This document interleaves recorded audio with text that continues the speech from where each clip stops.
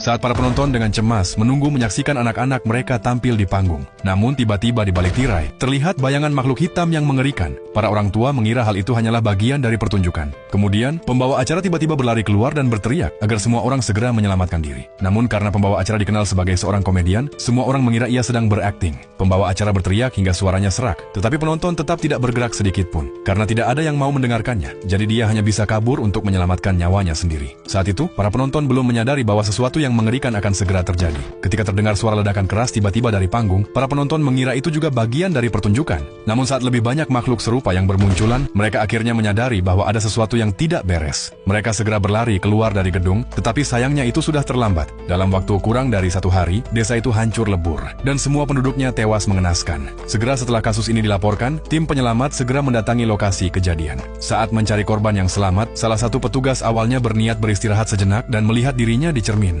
Namun pada saat itu juga, sosok monster tiba-tiba terpantul di cermin. Pria itu membuka matanya dengan tak percaya. Tepat 1 detik sebelum monster itu menyerangnya, dia dan rekannya melarikan diri dengan panik. Monster itu mengincar teman pria itu dan terus mengejarnya dari belakang. Saat monster itu melompat dan menerkamnya, temannya memanfaatkan kesempatan itu untuk berbaring di tanah dan berpura-pura mati di tempat. Namun monster itu menyadari tipuannya dan langsung menggigitnya hingga tewas. Sementara itu, pria yang satu lagi berhasil kabur sejauh 10 km dari lokasi kejadian. Tepat ketika dia merasa bersyukur setelah berhasil melarikan diri, tetesan air tiba-tiba jatuh ke kepalanya. Saat ia menoleh untuk memeriksa, seketika senyumannya menjadi pulsa.